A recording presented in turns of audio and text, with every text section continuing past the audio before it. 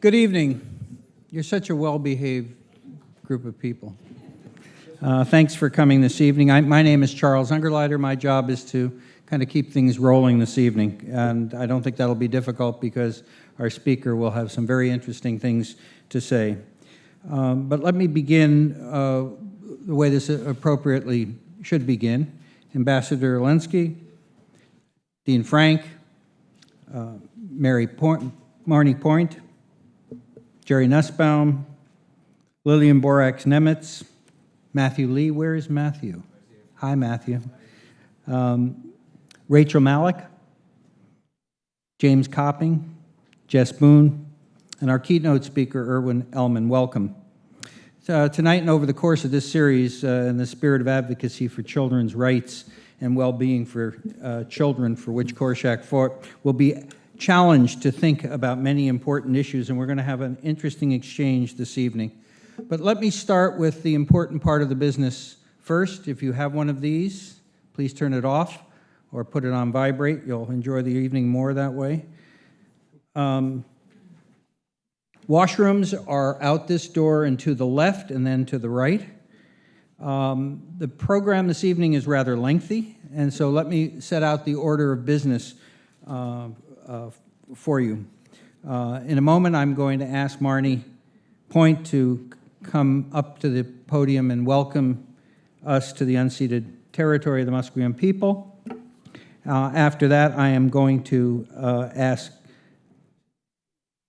Dr. Alinsky to come up and address us. He's a historian, and he's promised to keep his comments brief, so I'm very appreciative. Then I'll ask Dean Frank to come up, Lillian Borax-Nemitz, Jerry Nussbaum. We'll take a very brief 5-minute stretch break at that point, but we won't take any more than 5 minutes, and I'll be ruthless about that. So when we get there, I'll let you know. And then Mr. Ellman will give his address. The panelists will join us for a response and exchange with Mr. Ellman. There'll be questions from the audience, and there are volunteers here who will provide you with cards so that you can record your questions, pass them in. Unfortunately, we don't have a microphone for the audience, so we're going to pass them in. I'll organize them, and I'm going to pass them to Mr. Ellman. We anticipate that the break will take place somewhere between 7:40 and 8 o'clock, and then Mr. Ellman will speak for about a half hour or 40 minutes. Then there'll be an exchange for about 20 minutes with the panelists, and then we'll open it for discussion. We'll have to be out of this room promptly at 9:25. If not, you'll have to spend the night here, or so I'm told. So without any further ado, let me ask Marnie Point, who is one of the advisors for the Native Indian Teacher Education Program at UBC, a program that the faculty is very proud of that dates back to 1972, to give us a welcome. Ami kwakwilam at homathkoyam at chamuch elta Marnie at homathkoyam ash hank aminam kanta. I just want to welcome you here tonight to the Musqueam unceded territory, our traditional ancestral lands of the Hunkaminam speaking people. We've dwelt in this area for over 4,000 years continuously. I actually get my name, Point, from the people that live on the point. So the French people directed our people here, or directed to us as the people on the point. And so we carry that name proudly. I just want to welcome you. I'm thankful that you are here talking about such an important cause and the rights of our children. And that's what we endeavor to challenge all people to think about that constantly, as we're in education today to better the future for our children.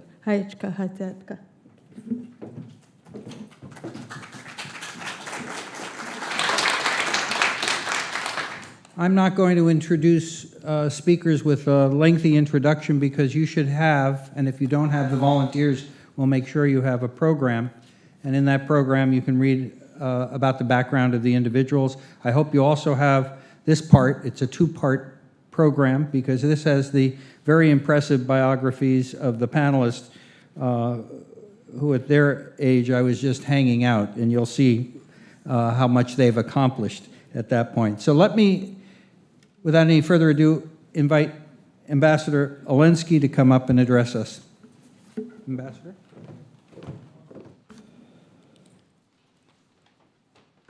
Dr. Bly, Frank, dear Dean and Professor of Faculty of Education, University of British Columbia, Jerry Nussbaum, President of Janusz Korczak Association of Canada, dear friends, a word about Janusz Korczak legacy. The history of Janusz Korczak is not only the story about one man and his ideas. It's foremost the story about changing our culture to be much more oriented toward the respect of those who are the most fragile and vulnerable element of humanity, and at the same time the most important one, children. Janusz Korczak was the first person in the history of our culture who fully recognized the human being in a child. It seems obvious, but in fact, we who are grown up, mature, and proud of our personal rights as adults are hardly accepting the autonomy, wisdom, and childish maturity of kids are able to demonstrate in living their own lives. Janusz Korczak, called the Good Doctor, is a legendary Polish Jewish personality, murdered by Germans together with a group of orphans who he took care of in occupied Warsaw. Janusz Korczak was, if I can say it in this way, the product of the heritage of Polish civilization of 19th century. Civilization which procured the figure of educated, open-minded, sensitive, on social issues, determined to work for others, not necessarily religious, but exemplary regarding its personal ethic, a bit leftist, but for sure patriotic person. Yes, Janusz Korczak was the Polish intelligent, par excellence, I dare to say. Best example of Central European intelligentsia, the social state as the social state aristocracy it was. He was one of the most eminent exponents of those activists who dedicated themselves to provide the education for every kid living in Poland. His non-Jewish mates who weren't closed down in ghettos during German occupation of Poland built up the clandestine education network. Underground elementary schools, secondary schools, and even universities and medical schools, severally forbidden by German occupying administration, which provided the death penalty or deportation to concentrating camps for everyone who was teaching in underground schools or was its student. The love for kids and strong conviction that their humanity must be fully respected in spite of the genocide system introduced by German Nazi was the main rule for intelligentsia of that time in Warsaw, in Poland. The legacy of Janusz Korczak was fully respected in post-war Poland. Teachers who survived and were familiar with Korczak's methodology were trying to introduce it at schools. The network of schools run by the Society of Children's Friends, the society created before World War II, since 1947, is working very hard to remember and develop the legacy of Janusz Korczak, not only in Poland.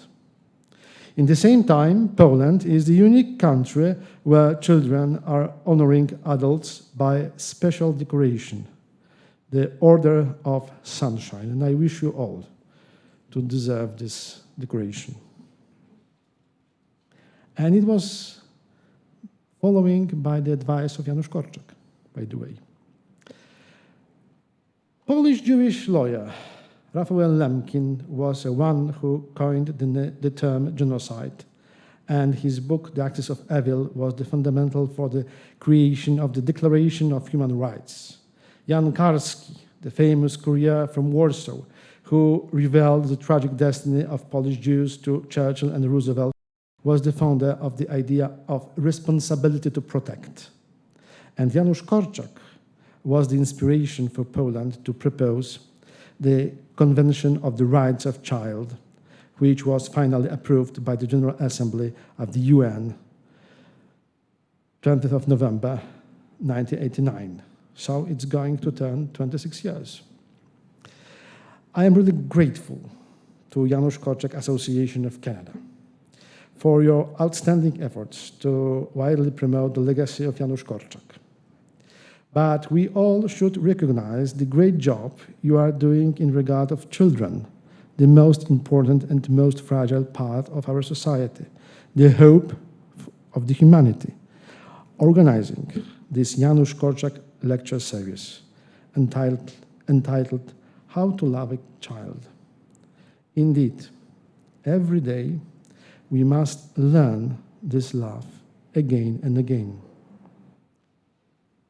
The appreciation is needed also to our today's keynote speaker, Mr. Levin Ellman, the Provincial Advocate for Children and Youth of Ontario and the President of the Canadian Council of Child and Youth Advocates.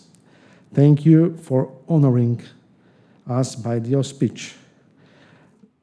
But at the very end, I would like to express all my gratitude to Dean Bly Frank for your wisdom and for your understanding of the importance of the Janusz Korczak legacy.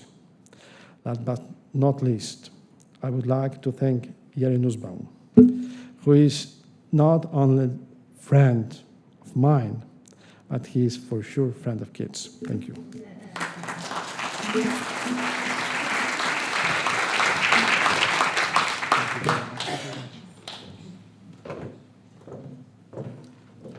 Let me invite Dean Frank to address us. Dean Frank is the Dean of the Faculty of Education at UBC and my previous boss.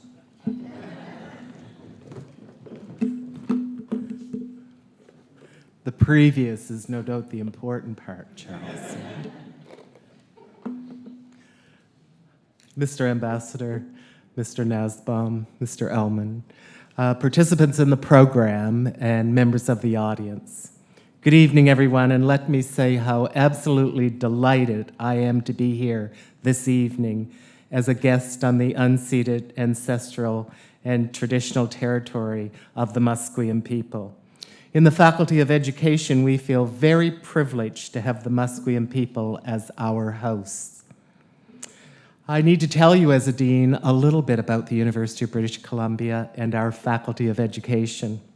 Many of you would know that UBC as a university now ranks 25th in the globe and is one of the top 3 universities in Canada.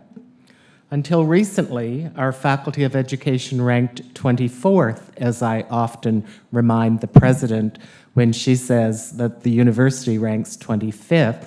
I remind her that her Faculty of Education ranks 24th. I say until somewhat recently because about 9 weeks ago, the QS rankings moved us from 24th to 18th in the globe as a Faculty of Education. Now, I may be bragging a bit as a dean, but I'm very pleased to tell you that information. When you're competing with Columbia Teachers College, Harvard, Yale, University of Toronto, and so on, holding one's place is no small feat. Moving one rank order is a major accomplishment. Moving from 24th to 18th is outstanding. Yesterday and last evening, I was on our Okanagan campus with our president to celebrate its 10th anniversary.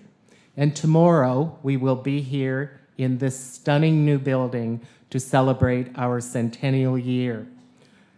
The Robert H. Lee Alumni Center, I'm sure you will agree, is a welcome and lovely addition to the UBC campus. Last Wednesday evening, we in the Faculty of Education, and at least one, if not more of you are here this evening, we recognized 100 of our outstanding alum to recognize the 100th birthday of UBC. So as Dean, and we in the Faculty of Education are very delighted to support this lecture series. As you are aware, Dr. Korczak has made a huge contribution to the lives of children through pioneering work in children's rights, education, medicine as a pediatrician, and advocacy. And we in the faculty hold as one of our central principles that of social justice, so this lecture series fits very well within the framework of who the faculty is. I want to recognize the excellent work of the association and say how delighted I am to work with Jerry Nasbaum and work in the entire lecture series. So thank you. Enjoy your evening.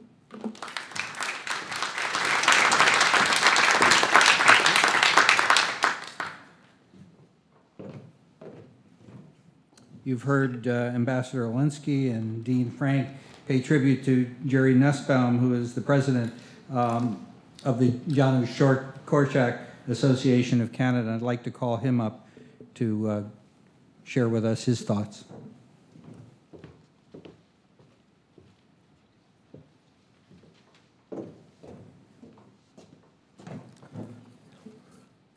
Good evening. Ladies and gentlemen, I'm delighted to welcome you here today and thank you for coming, and I hope you will enjoy the evening in the beautiful new Alumni Center.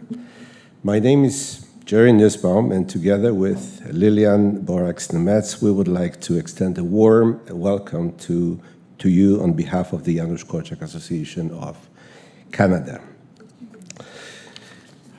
We're honored to have with us, and I need to go briefly through it again, the Ambassador Dr. Krzysztof Oleński, the Dean of the Faculty of Education, and the co-organizer of this lecture series, Professor Blair Frank, Associate Dean for Indigenous Education, Professor Joanne Archibald, I hope she's going to arrive shortly, Professor Charles Ungerleider, that you've already met, Professor Jim Anglin from Victoria, University of Victoria, and our keynote speaker, Erwin Ellman. He is the Ontario, if you've heard, Ontario advocate for children and youth, and at the same time, Canadian Council, President of Canadian Council of Child and Youth Advocates. And his associate, Ms. Nicole Ptinis, and a special welcome to our panelists, Rachel Malek, Jess Boone, and James Colping. The steering committee members, and welcome to our esteemed audience.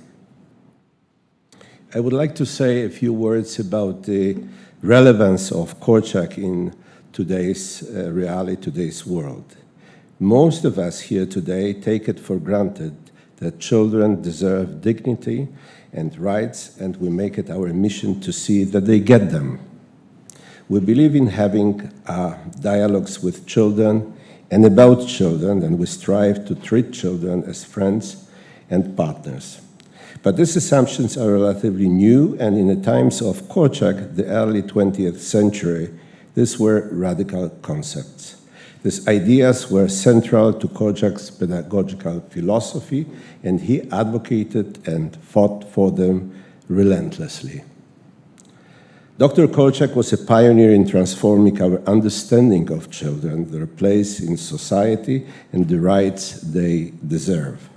We hold this lecture series in honor because we seek to follow his example of respecting children and valuing the whole child. His philosophy continues to be relevant to the problems we face in current day. Dr. Korczak was a man of many accomplishments, but perhaps the most impressive is that he truly put his philosophy into practice. His career spanned many disciplines. As Thomas Hammerberg, a noted defender of children's rights and a former European Union Commissioner for Human Rights, once wrote about Korczak. He was a doctor by training, a pedagogue by chance, and a writer by passion, a psychologist by necessity. Also an officer in the army, a researcher, a journalist, but perhaps most importantly, for over 30 years, he was an orphanage director. There, the principles that he espoused in his writing played out in reality. And in a dialogue and partnership with children, his philosophy evolved with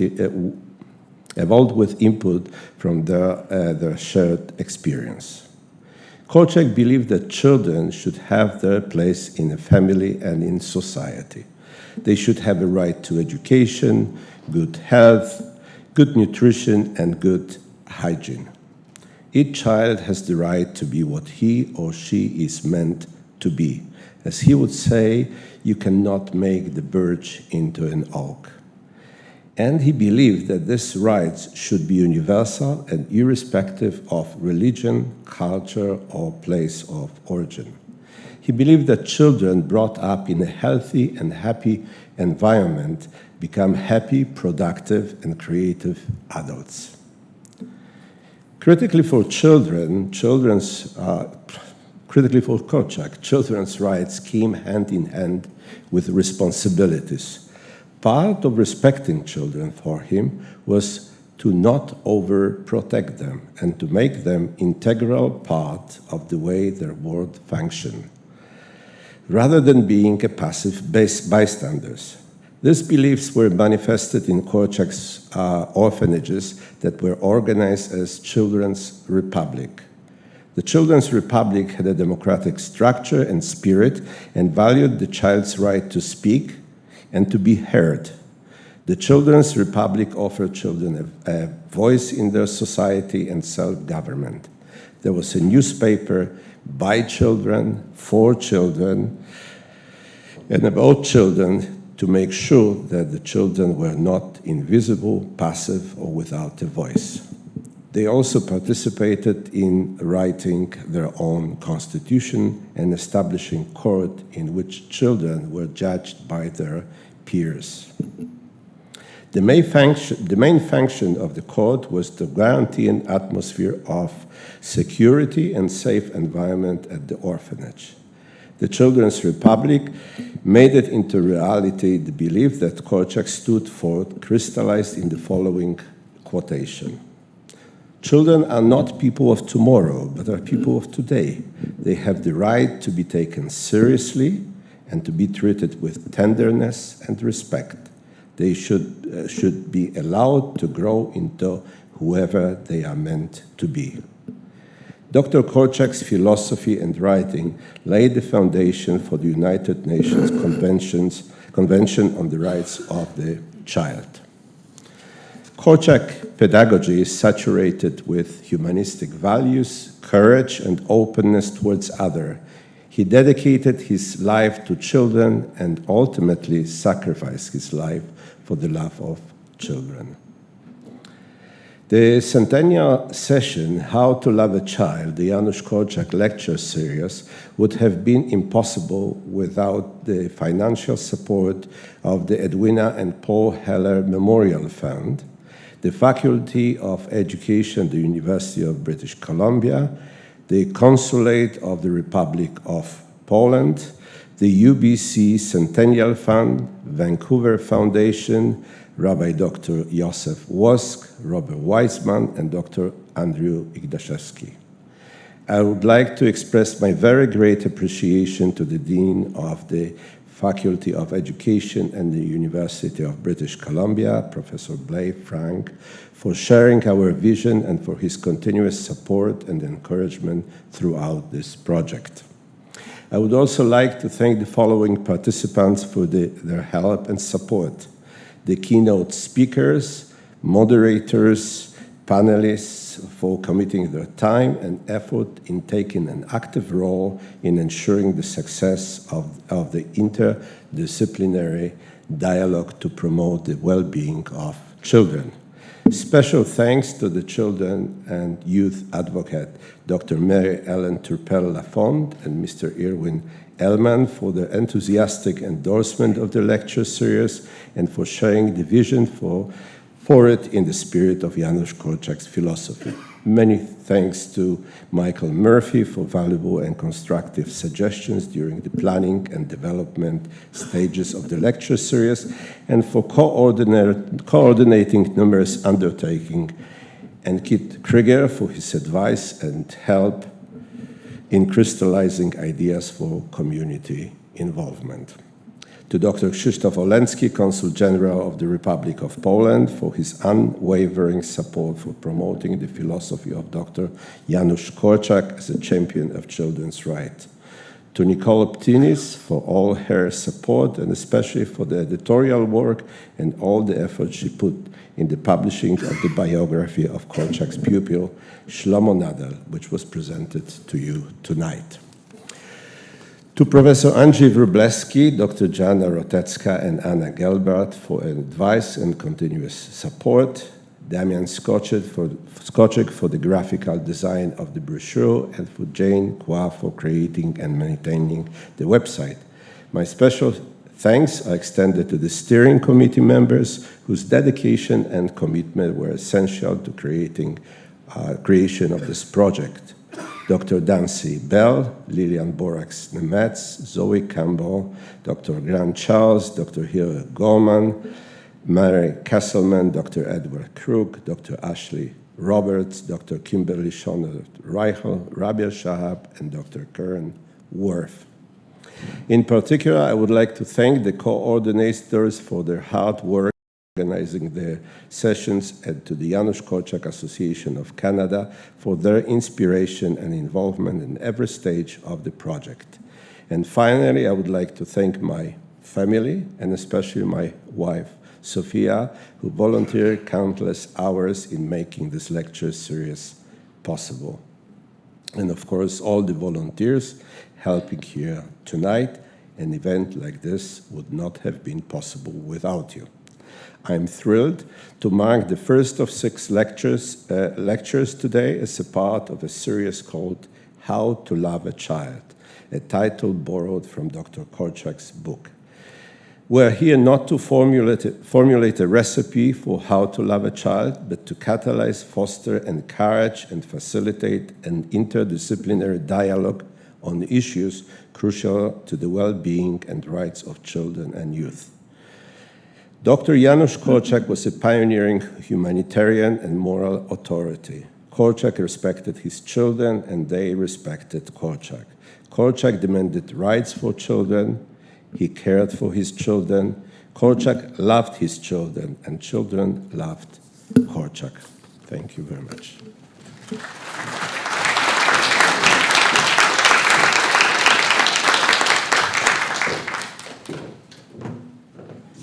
Now let me ask Lilian Borax-Nemetz, board member of the Janusz Korczak Association of Canada, and author, to come up and speak to us.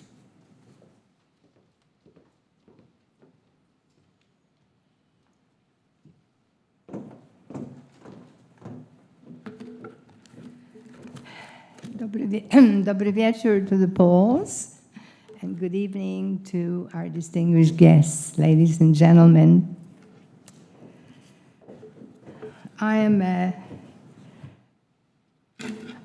Korczak has been my hero all my life. And in the next few words, I would like to tell you why. For the next few minutes, I would like to introduce you to a Dr. Janusz Korczak on a more personal level. Mr. Nussbaum gave you a profile of who Dr. Korczak was, as did the other speakers. And this man wore many hats indeed, but above all, he exhibited qualities that show what true human values are needed in the world to make it a better place for all, particularly the young people. Korczak was an author who wrote from experience and channeled his thoughts and feelings into stories, which characterized and symbolized his concerns with children and society and how one reflects upon the other. He's known to have said that the health of a society can be gauged by the well-being of its children. You cannot even understand a child, he wrote, until you achieve self-knowledge, You yourself are a child whom you must learn to know, rear, and above all, enlighten. I follow this adage in my creative writing courses and my own writing because I think that writing from your own experience can tell you much about yourself. And then it is easier to create believable characters. What I have in common with Dr. Korczak, besides writing from experience, is that we were both in the Warsaw Ghetto during the Second World War and its Holocaust. He was an aging doctor, and I was a child. My fascination with this man began on a dreary day in the ghetto, in what was literally a prison for Warsaw Jews, and where Dr. Korczak fought to keep safe his 200 orphans. The streets of the ghetto reeked of typhus-ridden bodies of children who had lost their parents due to deportations, disease, and starvation. People's faces everywhere looked haunted by fear and deprivation. On one such day, I was in despair. My little secret school, where I loved to go every day with a group of children who had not yet had a chance to enter grade 1, was no more. I saw across its doors a bar with words on it, Schul verboten. The janitor ran out to tell me and my dad that the two kind teachers who sacrificed their lives and took a terrible chance by teaching a school that was not allowed to exist were taken to the Pawiak prison as punishment.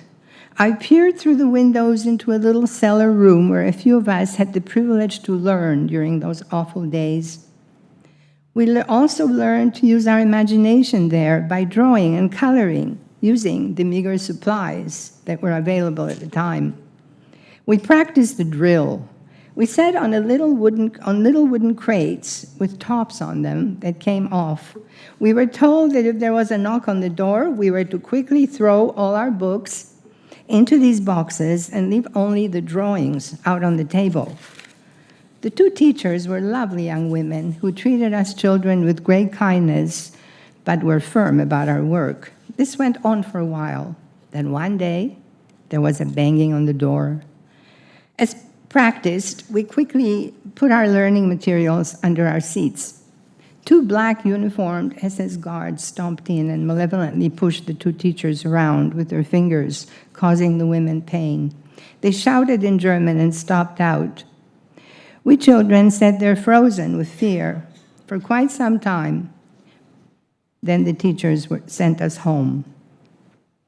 The next day, the school was boarded up, and that is what I remembered, clutching my father's hand ever so tightly while looking into the cellar through a little window at the now empty gray room, where once there was life, color, and learning. I had lost my right to education. I started sobbing, so my father put his arms around me and said, "Don't cry. I'm going to take you somewhere special." We walked a while through the ghetto's shabby, dangerous streets, often ducking into corners where we saw the rifle-bearing soldiers coming towards us. Then we stopped in front of the doors of a building. "This is," my father said, "the orphanage of Dr. Janusz Korczak. And by the way, his name is really Dr. Henrik Goldschmidt," he added, and knocked on the door. We stood there in anticipation. The door burst open, and one of Dr. Korczak's assistants invited us in. I saw tables where children sat, reading, writing, and working on projects, just like in my little school that was no more. The assistants were buzzing around, helping the little ones. They all seemed happy inside this place, as if the horror of the ghetto and the threat of the always impending danger didn't exist. This was Dr. Korczak's world. The assistant told my father that the doctor was out on errands, trying to get clothing and food for the children. The children looked us over, some smiled. I knew they were orphans. And so I clutched my father's hand ever more tightly.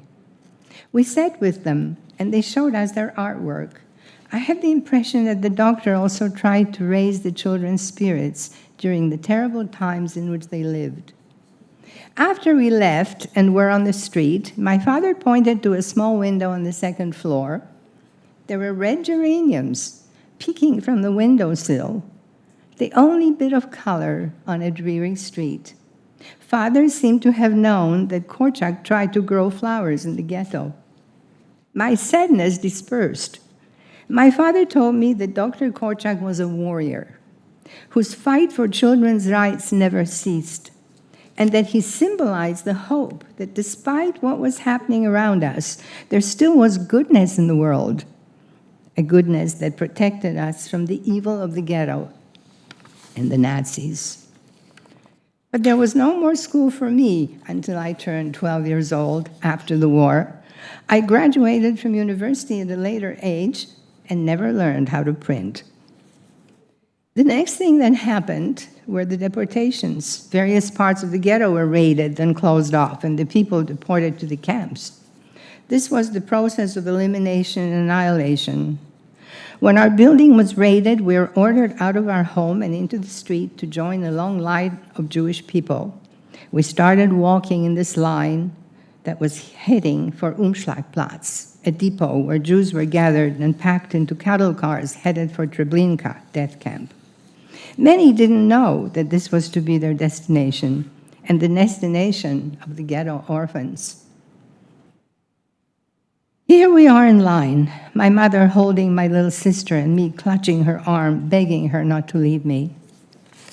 As luck would have it, there was a sudden chaos and shooting in the lineup, and from the back, someone's arm swept us into an open gate of a building, while the line to the Umschlagplatz went without us.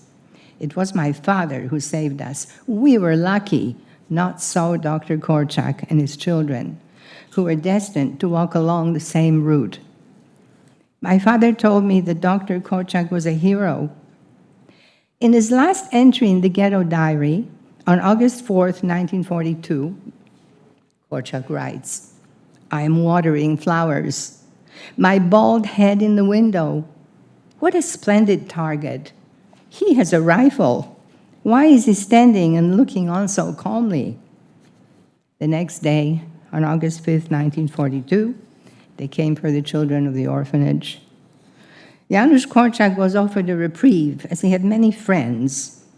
He was told that he didn't have to go, but Korczak refused, saying, "I hate desertion, and besides, my children need me."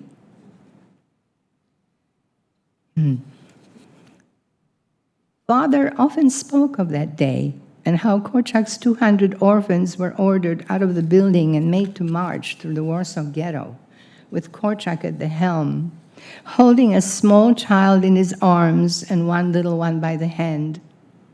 They were carrying the green banner of King Matthew, the character in his popular book for children about a child king who fought for children's rights with his elders.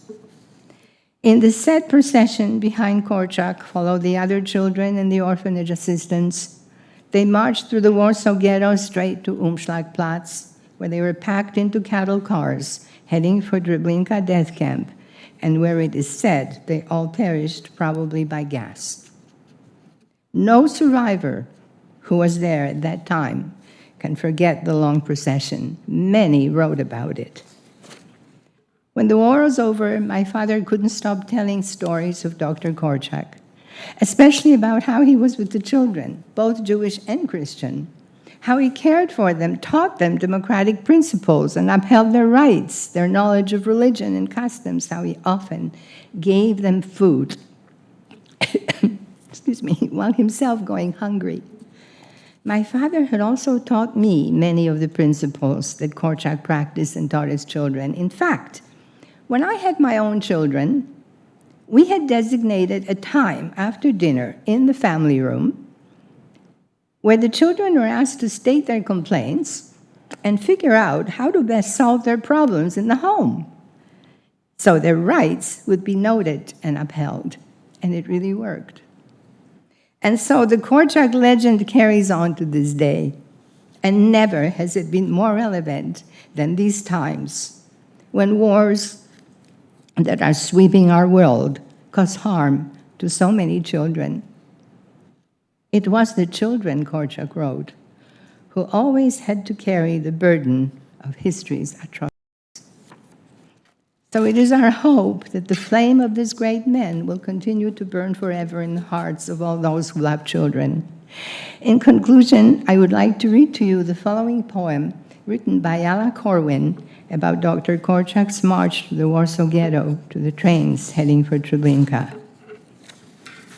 They march to the Umschlagplatz. The doctor leads. Behind him, the tall abrasha with the flag.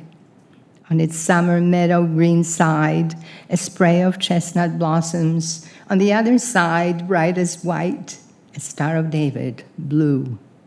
Then 200 orphans, oblivious to shouts and insults, march 5 abreast, singing joyous hiking songs. Miss Stefa, the house mother, follows, the youngest in her arms, and still they march along a path of cirrus clouds, their tatters smooth, touched with rainbow colors, glimmers on weightless bodies changed to shimmers of celestial light. They march. They march. Thank you.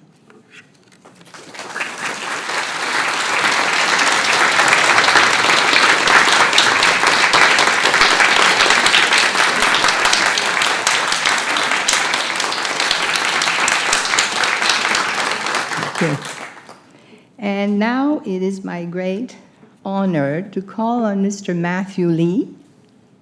Where art thou?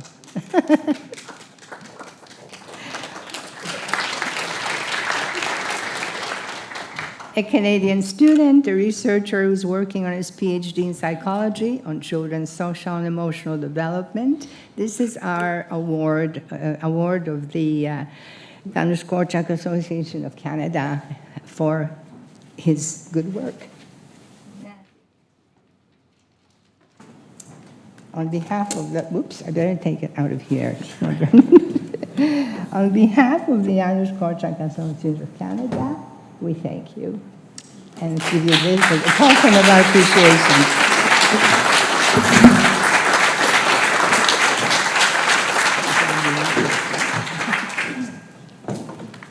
Thank you very much, Lillian. First, I'd like to thank Mr. Jerry Nussbaum and the Janusz Korczak Association of Canada for establishing this student award with the Faculty of Education. I'm deeply honored, obviously, to be the first recipient of this award, but I think it's important to acknowledge that, sorry, thank you. Can you hear me? Cheers. I think it's important to acknowledge that research is rarely a solitary endeavor, and so I'd like to acknowledge the hard work and the effort of the research group of which I am a member. It's the Social Emotional Education and Development Research Group, of which there are 2 members in the crowd today. I can see them out there. So we're a collection of student and researchers who work together under the supervision of Dr. Shelley Immel on projects that look to further the social emotional well-being of children and youth. So we do research on projects such as peer relationships, school climate, and bullying in schools.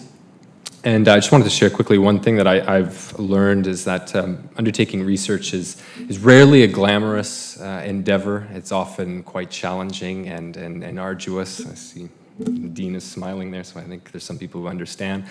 It's very important to have sources of inspiration, sources of guidance in order to sort of re-energize and reaffirm the reasons why you decided to undertake that research in the first place. I think the philosophies, the life of Janusz Korczak is a very rich source of inspiration for anybody who is looking or who works towards the bettering lives of children. And so I'd like to, in turn, thank the Janusz Korczak Association of Canada and recognize their wonderful work by doing such things such as establishing and helping students in their research, as well as making projects such as this one, this lecture series, projects that at their heart have the bettering of students' lives everywhere. Children, bettering the lives of children everywhere. Cheers. Thank you.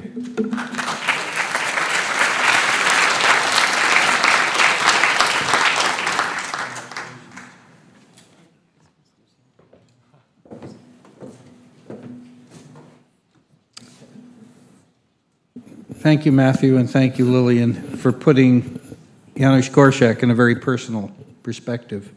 So with that, let me invite Erwin Ellman up to talk with us.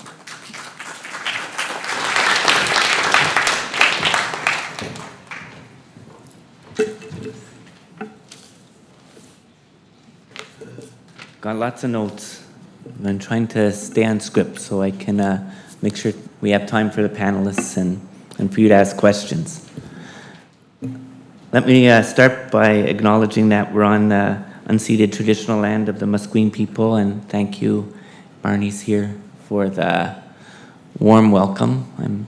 I'm thankful to be here, and I'm certainly thankful that all of you are here too. Thank you, Charles, for the introduction and the kind words and the meeting this afternoon. I appreciate you being here. I'd say greetings from Ontario to you. I was thinking of saying greetings from Toronto, but I kind of heard that Toronto is a word best left unsaid in British Columbia, even despite the Jays. And I heard the game's rained out and the magic number's still 2, but tomorrow. Thank you to UBC and Dean Frank. I'm a graduate at OISE at U of T, and we have some work to do in Ontario to catch up to you and your faculty, and certainly perhaps this work you've done with Korczak has moved you up a couple of numbers in that ranking, but when you do a mitzvah like that, it doesn't go unrewarded, right, Jerry? Thank you to Jess and James and Rachel from the Federation of BC Youth in Care for being here. I don't know you well. I've just talked to you a couple times on the phone. We thought it was important to have young people be here if we're talking about Korczak and the child welfare system as it exists today. And I would say to you guys that you remind me of the young people I know in Ontario, thousands of young people in care in Ontario that I know and we're fortunate to work with. If you don't know them in this audience, it's remarkable that each and every one I've met in some way, no matter what circumstance they find themselves in, want to contribute to making things different for those who come after them. It's remarkable, really, when you consider whatever journey they took to bring them here. And I already thank you for being here for that reason and acknowledge that. Thank you to Ambassador Olensky for honoring us and supporting this event. I appreciate your words and appreciate the contribution that your consulate has made. And I want to thank Nicole from my office. Actually, Nicole's job, she would tell you she's my executive assistant, which means I didn't know what an executive assistant was when I became the advocate. I never had one before, and she really, her job is to manage me. And if any of you know me, it's the truth. It's a very unenviable task, I'll tell you that. And in her work, she's found a moment or two, and actually many moments or two, to produce the book that you have here. She helped get it translated, she helped design the book, she made sure it was published, and she has become a member of your movement. You called it the Korczak movement. Nicole has become a member of that movement, and we'll launch the book in December, probably closer to National Children's Day in Ontario. We know that you'll launch the book here in BC. But my office's legislation tells us to partner with children and youth to bring their issues forward. That's the definition of advocacy in my legislation. And I think this book represents that. Shlomo Nadel was a young person in care, in a way, in Poland, in a children's home. And his voice rings as true today as it did back then when he was a child. And I want to talk to you about that today and make sure you know that the lessons here that he's lived are lessons to be learned for today. I want to thank, lastly, I guess, congratulations to Matthew, but I know you've thanked them, but I want to thank the Janusz Korczak Association of Canada, Jerry and Lillian. I mean, maybe I don't want to thank Jerry for giving me the task of following Lillian to speak, but I do want to thank you for having me here, honoring me to be here. It's an unbelievable privilege to be here with you today, and you've consistently been a fellow traveler with me. I'm looking at Jerry for a number of years now, and we will continue our work together to make change for children in Canada. I often say in Ontario, I know I am not the only child advocate in the province of Ontario. Certainly know that standing here with you today, I'm not the only child advocate here. I'm one of many very, very strong advocates, and I hope I'm one of many in the room. It's a daunting task to be here, not just because we're talking about Korczak, but you have your own advocate in BC, Mary Ellen Terpelafon. You know, she might have been here. I'm not sure if she's here somewhere, but her presence is. She's brilliant and fierce, and I hope one day that I can shine as brightly as she's done in your province in fighting for children. I learned about Korczak in Japan, of all places. I was in a children's home, working in a children's home. It's really, and in a way I'm ashamed to tell you, but maybe many of you are like me. It was about 15 years ago. I'm in a children's home in Japan. Children's homes are institutions that have as many as 100 to 200 children living in them. It's their child welfare system, if you will. And I'm there, I was brought there by the authorities in Japan to help them learn about children's rights and to help teach them to elevate the voice of children. It was a ridiculous proposition to have some guy from Toronto go to Japan to be there and do that. And actually, in truth, I was there because I had a group of youth in and from care with me, and they were doing the same thing, but I wanted them to have the experience of going to Japan. An experience they might never ever have had in their lives. And I'm there in this children's home, and a staff person in the children's home mentions Korczak. And I go, who? And he goes, how do you not know who Korczak is? And he starts with this. Aren't you an educator? Yeah, I'm a teacher, yep. Don't you work with children? And you've done that for 20 years? Yeah. Aren't you a Jew? Yeah. And he was incredulous. Like, how could you not know? I never heard one word about Korczak in high school. I didn't hear it in teachers' college. I didn't hear it in political science. I didn't hear it in my MEd courses at OISE in terms of counseling and sociology. I didn't hear it in child welfare, which I worked in for 20 years. Never. So I ran to Google. And I started reading. No, I'm not an expert, but I read enough, and I read enough. You don't need to hear more. I read enough to know, to tell you tonight, his work and his life is relevant to us. And I read enough to know that I needed to join with Jerry and his group to make sure others knew about him and learned from him. So, how is he relevant? And that's where I want to get to. In Canada today, there are approximately 350,000 children connected to care in one way or another across the country. Some say that there are as many as 2 million former Crown wards, that's what we call them in Ontario, former permanent children who were permanently in care of the state at some point in their lives. There are almost 2 million in this country. Jerry mentioned this idea of Korczak's. They're invisible to us, largely invisible. In Ontario tonight, there's 23,000 children living in state care, in some function, foster home, group home, children's mental health home. In some way, shape, or form, 23,000 children in Ontario are living in care. 8,000 to 9,000 of them are permanently in care. The thing you need to know about them is that they're not doing well. Before I get to that part, let me just stick a pin, as you said, and mention to you that in Ontario, 18% of those children connected to care are Aboriginal children. I don't think you can have this conversation without mentioning this. In British Columbia, it's about 65%. In provinces like Manitoba and Alberta, it's 90% of the children connected child welfare are First Nations children. It's not hard to understand and listen to and hear the echoes of the Truth and Reconciliation Commission's report and the need to address this overrepresentation of First Nations children across the country in our systems of care. It needs to be addressed now. When children come into care of the state makes a promise to them.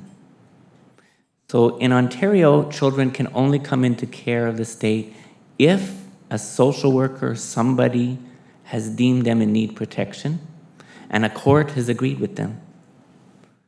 And in need of protection means the children have been deemed sexually, emotionally, physically abused or neglected. They've done nothing wrong to come into care. In fact, young people often have said, in Ontario anyway, when they tell somebody they've been in care, one of the first questions people ask is, what did you do? And of course, the answer is nothing that they did brought them into care. Not one young person. That's my contention. A court has deemed them in need of protection on behalf of the state, and they're brought into care. They come into care. When they come into care in Ontario, we call them Crown wards. Permanent. I don't know what you call them in BC. There's different names across the country. In Ontario, we use, what do you call it? CCOs, continued custody orders. Continued custody orders. In Ontario, they're Crown wards. The point I make around that is that when you bring a child into care, you take them, you remove them from their home, you as a state are saying something to them. You're making a promise to them. The first thing, obviously, is you're protected now. The second thing is you're protected, and if you're permanently in our care, we're going to take care of you. We're going to nurture you. We're going to provide for you. We're going to ensure that you're going to live to your full potential. And when a child is brought into care, what do they hear? Maybe we don't say it, but they hear, we're going to love you. It's okay now. I'll tell you that 40% of children in Ontario, and the stat isn't different in BC or any other province, only 40% of children in care graduate from high school. 43% of the homeless population of our country have had an in-care experience. Young people in our youth justice systems and our mental health systems are overrepresented by far of being children connected to care. By any measure, this is not controversial. It isn't, not to the government in BC, not to the government in Ontario. Children leaving our care, and I say that carefully, your care, my care, because the state does it on behalf of you, children leaving our care do not do well generally. And those that do have overcome a great deal. Not only what happened to them that brought them into care, but generally often a system that's generally pretty unforgiving. Nobody disagrees with that anywhere. Any government in our country has no disagreement with that. They're your children in many ways. You've made a covenant with them, and we can do better. I'm thinking of how all of that is relevant to Korczak, and I have many stories, but one I want to tell you is that I was with a group of First Nations children, young people really, who came together. We brought them together in Northern Ontario from what we call remote communities, communities that didn't have roads in, and they were all connected to the children's aid system, the child welfare system. We brought 120 together, and they called it Feathers of Hope. It was led by young people, and they met for about a week, and then they shared with each other and decided what did they want to tell decision makers. And then they met decision makers on the last day of their forum, and there were deputy ministers there, Charles. There were politicians there. There were EDs there. First Nations leadership was there at what the young people called a listening table. So the First Nations young people who have been in care come together with them, and they had never done anything like this before, but they stood in groups. They organized themselves in 10 or 11 groups of 10 youth each, and they said, well, we're going to make a presentation of what we've come up with to talk to the listening table. And I think there's three things I wanted to say to you from what they've heard that I think are relevant to tonight. What I heard there, I happen to have the honor of being at the listening table too.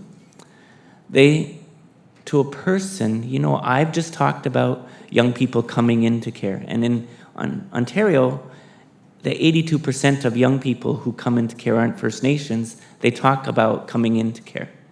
When I was apprehended, they don't usually use that. That's language of the system. They say when I came into care. The First Nations young people said, when I was taken away.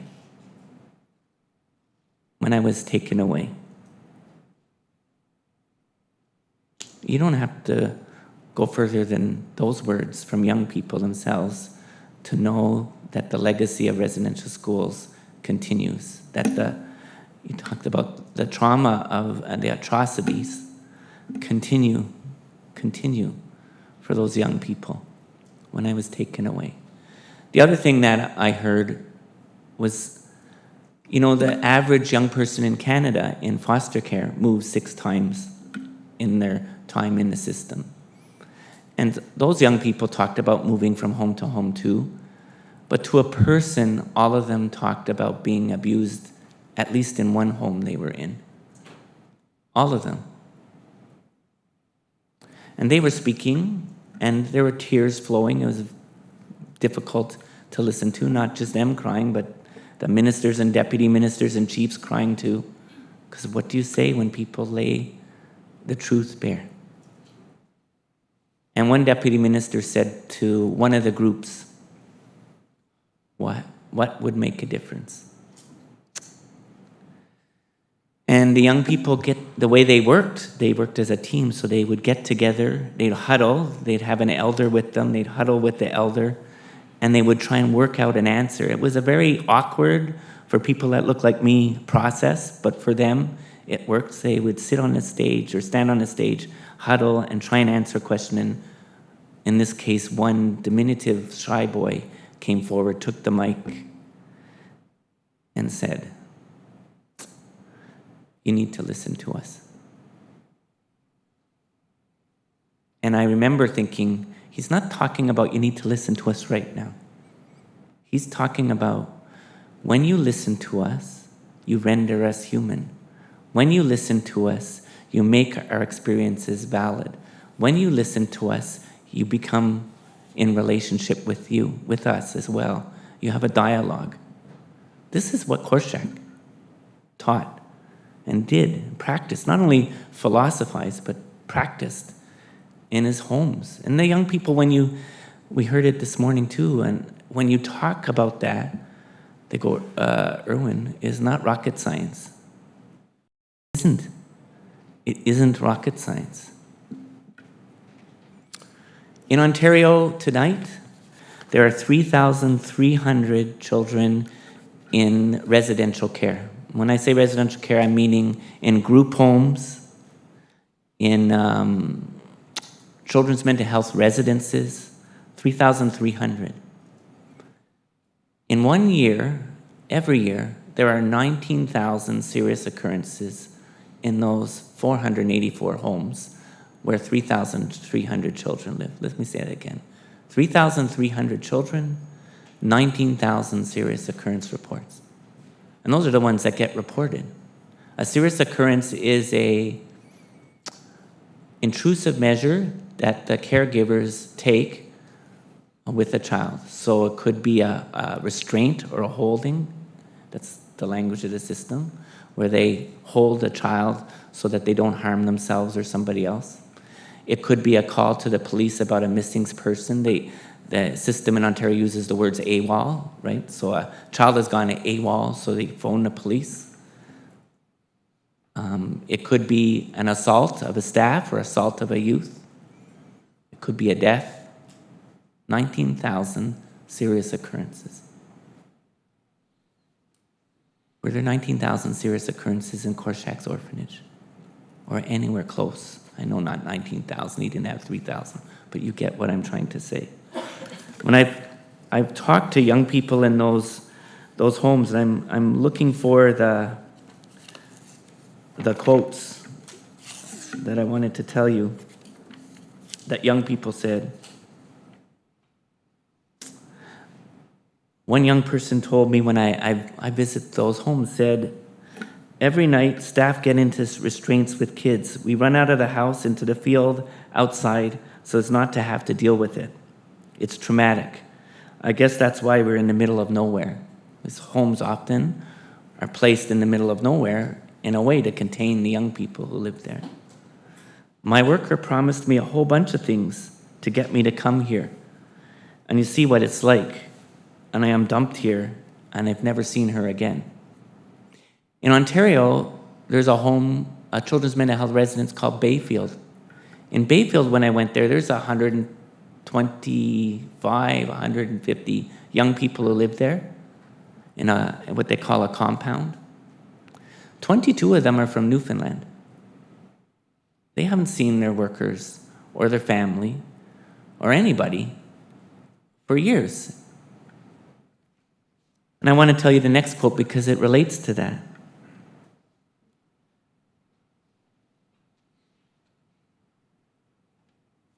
One young person said that the workers here, and I've heard this from child and youth workers before, they call this place storage.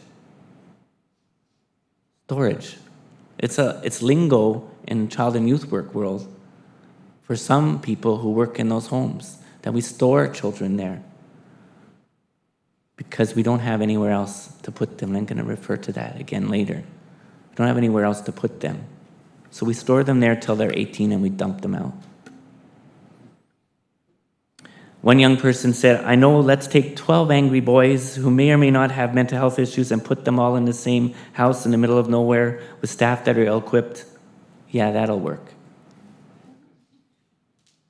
I asked a youth, did you ever get told by staff that you can get healthier here to put your life on track? I mean, that's why you're here, isn't it? And they said, here? Are you kidding? I was told this is my last chance before jail. Now, I know that sounds harsh, and it's not fair to say that all homes are like that. But I'm characterizing what many young people talk about when they're in residential care, and that experience is not different in your province than it is in Ontario. There are young people who find what they need in the system. This is not, and my comments are not about any one worker, any minister, any ministry actually. There's nobody I've met in my time as the advocate in Ontario, nobody I've met that wants to harm children. But it's the experience of young people that I work with day in, day out. And I think we can do better. And I think Korczak can lead us to doing better. Now about residential care, just one more story, and I'm looking at the watch to make sure I'm on time. Because those are really harsh things, but I want to tell you a story about when I first took over as the advocate, and I decided, my staff won't let me do this anymore, but I decided I'm going to answer the phones. And I wanted to know what, we have a 1-800 number and Facebook and emails, and young people anywhere in the province who are in our mandate can phone and get what we call individual rights advocacy. They can talk to somebody in my office and be listened to, and hopefully that person will go find them and see them and help make sure their voice is heard. So I wanted to know what the kind of calls we're getting. So I took a calls on our after hours line, and I get a call about 8 o'clock at night, and it's from this 15-year-old girl, and she's in a small town. She came from Toronto, she was telling me, and she lived in a small town 2-3 hours from Toronto in a group home. She's 15, and she's going, are you an advocate? So I said, I'm the provincial advocate. And she said, BFD. I know some people might know what that is. And I go, okay, be careful, Erwin, don't get smart. And she said, okay, well, if you're an advocate, I've got a problem. I'm calling because I live in such and such group home and they won't let us have salad dressing. No, salad dressing. I said, well, you know, salad dressing is not covered under the United Nations rights on a child. And she told me to F off. And I said, oh, don't hang up, don't hang up. 'Cause she was going to hang up. She said, listen. She said, they're eating dinner, and there's salad in the... We're having salad. There's 5 of us around the kitchen table. We're having salad. And we know there's salad dressing in the fridge, and damn guy won't let us have the salad dressing. I said, why? Well, it's something to do with the budget. Put the staff on the phone. Staff comes on the phone. Yeah, they're wasting the salad dressing. My manager said we're not to give them any more salad dressing. That's it. They're wasting it. I'm going, oh, give me the girl back on the phone. She goes, yeah. But here's the deal. We came up with this plan. I got a thimble. And we all agree that if we put salad dressing in the thimble, every time we have dinner, then we can have the salad dressing. But he says no. Put the staff on the phone. And he's going, it's my manager. Phone, can you get your manager? He's at home. Can you call him? Tell him to call me back. Manager calls me back. I'm going, I know what's going on here. I'm not an idiot. I have kids myself, right? And who I live with, I know when you're getting played and power struggles and all that, but come on. Do you think it's appropriate? We're talking about salad dressing at 9 o'clock at night. We can do better, right? So he goes, yeah. He's going, yeah, the manager, yeah, let me deal with it. And we work out a plan. I don't know how, because he needed to save face now, right? Couldn't be the big bad advocate, made the youth get their way with the group home staff. I hung up the phone, and I'm thinking, is that what I'm going to be doing as a provincial advocate? And I thought this about that. If that girl didn't make the phone call in that group home, that staff would have said, you can't have the salad dressing. And she's a character, would have told that staff to F off, at the very least. And that staff would have said, because this is how that group home runs, consequence. Go to your room, can't go to see your parents, some consequence. And what would she have done? Throw the bowl at the staff. And what does the staff have to do? Call the police. And now that child both has a serious occurrence report going to the ministry and a charge. And while all those other terrible things are happening, that's not how residential care needs to be run. It isn't. And we can do better. And Korczak can teach us. So when I'm thinking about all that, I'm thinking about, I'm going to go there, I'm thinking about hotels. And I'm thinking about people who have this incredibly difficult job, and they talk about, we have nowhere else to put kids. We don't have a place, so we're going to put them in a hotel. Sometimes they say nicely, right? We're going to place them in a hotel. You don't put or place a child anywhere. You don't. If you're talking that language and that framework, you're not talking about how to love a child.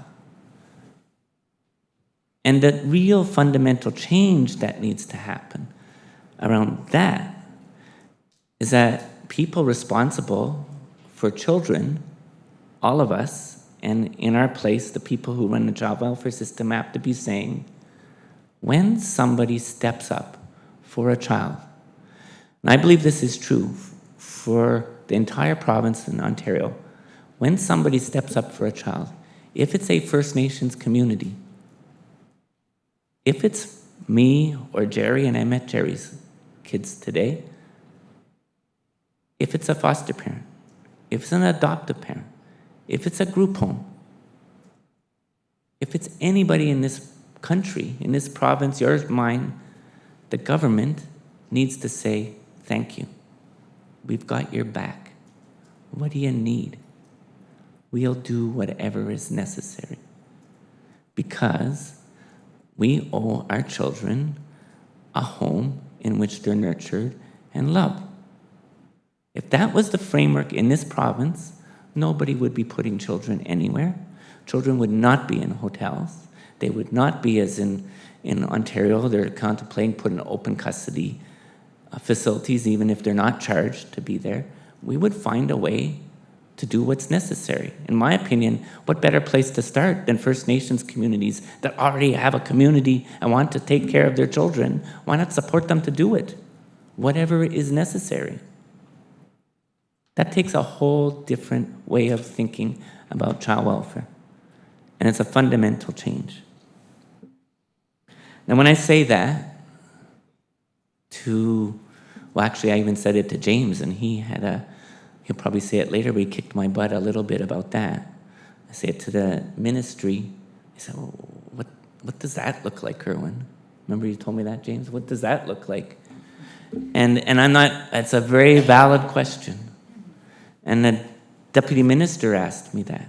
And usually he's said in Ontario, Erwin, we can't legislate love. Go, wow. First of all, I thought, and I really liked the deputy, didn't say it, but I thought, if that's where you're at, maybe you need to get a new job. Because the question isn't about what you do.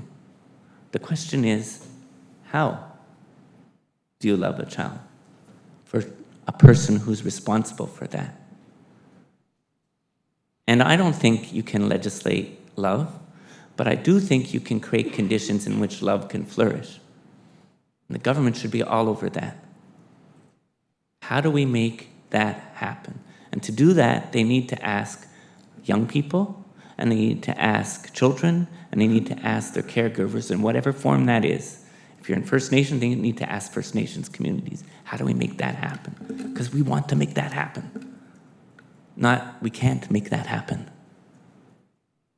It's about what's possible, not about what isn't possible. We owe that to children.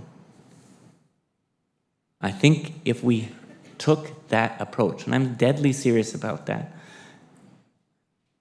if we took that approach, children in care would feel listened to. They would feel, as they talk about in Ontario, part of their own lives. Part of their own lives. They would have, I'm not sure who knows child welfare systems here, but I'm going to say this because James made me think of it. They would operate plans of care in a way that children felt they were in charge of their own lives. They would ensure that children knew their stories. They would ensure that when a worker writes something in a children's file, that children knew what was written in that file and had a say in what was in that file as well. So they would handle the whole issue of files differently. And they would make sure when children left their homes that they knew their stories and they knew about what had happened to them and where they lived. They would make policy together with children and young people. They would allow children and young people to have a say in where they lived. And when children moved from home to home, they would ensure that children were part of that process if that happened and where they were going. They would train social workers and child and youth workers differently so that they knew about how to help young people, anybody, feel part of their own lives. They would respect culture, not just First Nations, and in Ontario, hundreds of different cultures and ethnicities of children who come into care. There's many practical, revolutionary things that would happen in the way in which the system is run if children felt listened to. Children would never leave care alone if we use the framework that I'm suggesting. We would talk about permanence. Today in Ontario, there were some announcements about what the government calls permanency. And one thing one young person said to me, which I thought was really a smart way of thinking about it, is that when children come into care, small children, we work, and the system works at helping to make sure we construct a family, quote, unquote, family for them. Whether it's customary care or kinship care or adoption or foster care, we work at constructing a family for them. But also, a young person said, you have to work at helping us to construct families for ourselves. They didn't mean when they have their own children. They meant when they get together, like at a place like the Federation young people often feel familial. We understand each other. We feel like we know each other. That's a definition of family. I think, I'm not joking about this one, but young people have said to me, my dog, he feels like it's my family. Respect that. You help young people who are going to leave your home. You help ensure they're not alone, and you help them figure out who their family is. You work at that. That takes a lot of thinking, and it's going to take work together with young people to understand how to do that, because people in ministries generally don't have a clue about how to do that. And that's what I say about legislating love or creating conditions for love to flourish. So if the government struggled, and I mean struggle in the best sense of the word, honestly, and they struggled to create conditions in which love could flourish, if only. But I think they'd have to Google Janusz Korczak first. I want to thank you for letting me have this opportunity.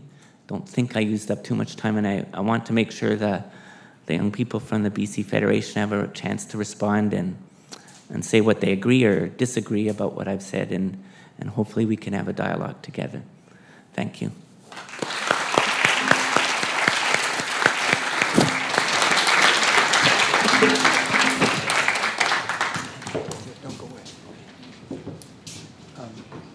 If we could please have the table come up and the three panelists join us. Oh, it's ready to go? There you go. Does either of you guys want to say something at the beginning? Make a statement or? Okay. James. Hi, everybody. My name's James Copping. I would first like to thank you all for being here. I'm sure for all of us, it's an honor, probably more, well, for me, more than I can even think of, because I just heard of Janusz Korczak like 2 weeks ago.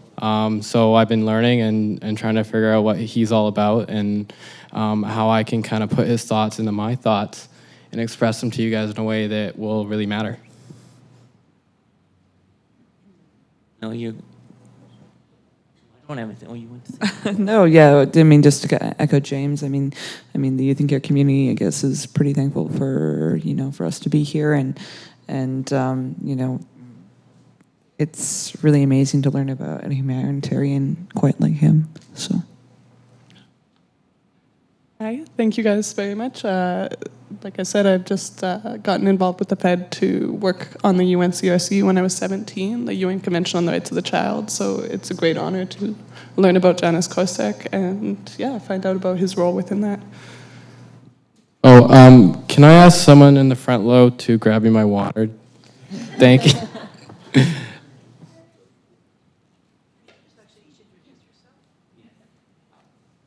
I'm James Copping, again. I'm Jess Boone. And I'm Rachel Malik. Are there questions that anybody has? Charles, did you? We don't have the questions yet. Oh, okay. I don't want to put you guys on the spot, but I'm not sure. I'm very curious what they think of what I said. I'm certainly curious of what members of the audience have thought about what we said and what questions you might have. Can I just see by a show of hands, I'm curious if there are people who work in child welfare in the audience. And are there people who are working in government? Used to work, some government people. And how many of you, I guess, Ambassador from Poland put his hand up, that's true. How many of you knew about Korczak very much before you came? Half. Something, but this is a very ministry heavy. It's a ministry heavy kind of question, they're saying. What? Why don't you read it? What criteria are being used to determine and decide that child they're taking away from their family? Who decides about that? Does family get help first as a unit? So, I mean, the ministry has from my understanding, several different branches what they do. So they don't just do foster care; they do other things as youth justice. They do developmental disabilities. They do, several different youth services. So, and even within foster care, there's different branches. So there's guardianship work, there's child protection work. I don't know the specific criteria of child protection work and what that long list looks like, and I guess that really goes up to debate if there's also like custody battles involved as well, and things kind of going in tandem with each other. But I know it's really complicated, and as far as people getting help first, I mean, I guess that would become a case by case basis. Very ministry heavy question, but and I work closely with the ministry, but I don't work for the ministry themselves.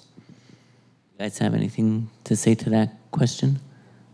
But what in Ontario, and perhaps there's child welfare workers here, or child protection workers here in the audience who want to answer that. Feel free to put up your hand if you do. But in Ontario, there's something called an eligibility spectrum. So child welfare workers in Ontario are trained, not in social work school, but for a number of weeks before they take over the job. And just so you know, in Ontario, I'm guessing might be similar in BC, the newest social workers, the newest graduates of social work school are the ones who get to go to people's homes and use the eligibility screening they've been trained on for a matter of weeks. And it has a number of, it's supposed to be kind of scientific. It has a number of elements in it that the workers look for to see if the child is in need of protection, and then what the crisis point is, if they're in need of coming into care or if there can be supports given at home. Well, one of the things, and I don't know how these guys would feel, one of the things in Ontario is that if a parent has been in care before, if they have a history of being in care, they're at risk. The child is more at risk in Ontario using the eligibility spectrum. Many young people in the system in Ontario have thoughts about that, so I think somebody besides me does too. I can't really speak necessarily for a lot of young moms and stuff like that, but a concern I've heard from young mothers, like teen mothers who are in care and have young children, is that they're in constant fear of having their children being taken away from them. You mean to add on to the thing of like, you're from care, you're afraid of your children being taken into care. I had a friend of mine who's now like a director at a nonprofit, but she was a teen mom, and the only thing that really kept the ministry off her back was the fact that she had become an esthetician at like 17. And that fact she had a job and like, oh, I guess you're fine. And that was pretty much like the, support that she got. Rachel, do you want to either answer the question or ask another one? So we've got another question here that says, how would you create a sense of belonging for a youth, especially a child at risk? And how do you balance safety with where the child is at? So I think this is something that really stood out to me because I've often been labeled as the juvenile delinquent, the high risk, the street kid, whatever. And I found there's one woman who really stood out to me along the way, and who was the youth worker at my alternate school. And she really made an impact on every youth in that school and myself. She saved my own life multiple times. And she was really funny the way she went around social work. She would never come up to you directly and try to ask about what's going on, try to limit your behaviors, tell you you were engaging in something risky. She would come up to you and she would say, the apples are ripe on my tree. You want to hop in the car? And she would go along the street. She knew where the smoke pits were. She would pull in all the youth who were going around getting in trouble, and she would put them to work. And then the next day, we would learn how to make applesauce. The next week, we would be all taking home applesauce home. And then the next month, when there was something went wrong, something that was crisis, some consequence for whatever risky behavior we were engaging with, we knew exactly where to go. And all we had to do was come up and go, can we have some applesauce? Can I sit down? Can I eat with you? And that was that grounding space. And so really, young people who are in these dangerous situations, they're often aware of their situation, they're aware of the judgments people have about them, but they don't feel they have that safe, that judgment-free space to go to. So that's sort of, try applesauce, or whatever your art is, whatever your connection is. So that would be my answer to that. Anybody else? Sure. Applesauce is delicious. For me, I was never really, I wouldn't consider myself at risk. I went into care when I was 14. I actually voluntarily went, and it's turned out all right for me, but I had a lot of support. You know, there's a lot of things I had that when I first went into care, and I joined up with the Federation of BC Youth and Care Networks. The stories that I heard about stuff that other people were going through, I was actually shocked, surprised. I can give an example. One was that I was in care for 4 or 5 years, and I only had one social worker. And that was a surprise for me because, well, that wasn't a surprise to me, but what was I've heard of other people who had 8 or 9, and I wouldn't consider that even healthy at all to have that much change in your life.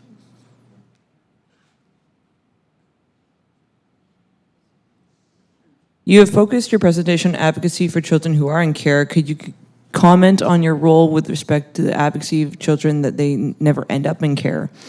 Done government educational institutions. Some of the writing's hard on this, but I get the point of like how do you reduce the number of kids in care is pretty much the point. At UBC, I've been doing a lot of research on the overrepresentation of First Nations youth in care, and one of the biggest scholars that has written extensively about this is Cindy Blackstock. And what an amazing advocate, what an amazing scholar. And you know, a lot of the things that both Indigenous and non-Indigenous scholars and advocates have been echoing for a long time, it's like, if you want to reduce the number of First Nations, you know, children, youth in care in general, you need to really crack down on and implement poverty reduction strategies.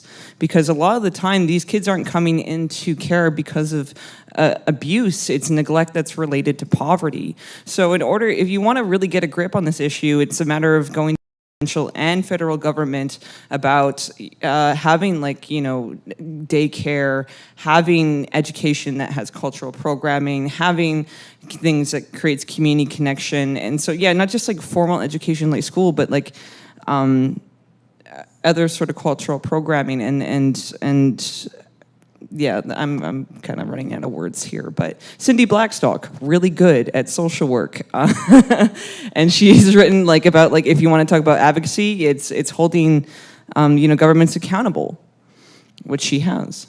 So, and poverty reduction, I guess. I need another look. Well. So advocating for children, I think just being there would really help. Like, I think I was talking to Erwin. He mentioned something that I said to him, and it took me a minute to realize, is legislate love. And in our conversation in the past week, I did ask him, I was like, well, that's really weird. How does that even work? There's social workers, there's policies. How does a social worker go past their policy and demonstrate love to a child when the ministry says that they're not allowed to, right?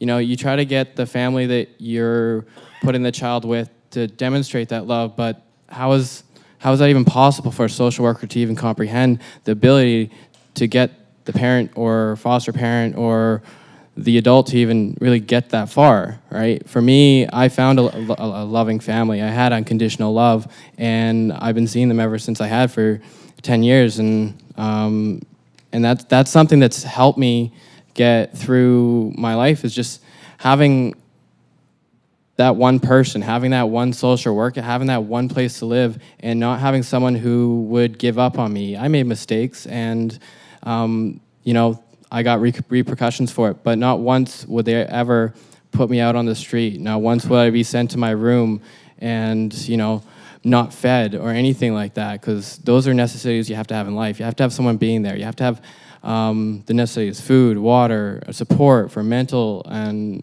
for your mental state, right? I think they both have covered a lot around what will prevent people getting into care. There's no cover-all solution. I think child poverty is really at the core of that, supporting families in a holistic way. I'm going to introduce the next question here and actually just take a bit of an opportunity to plug the Federation. The question is, are there any exemplary programs and practices in Canada that align with Korczak's philosophy? If so, please describe these. So all of us were actually came here today on behalf of the Federation of BC Youth in Care Networks, which is a network of young people in and from care across BC. And so I think that that's a really exemplary program that follows this example of youth participation, youth leadership. It was actually founded by Youth in and from Care in 92?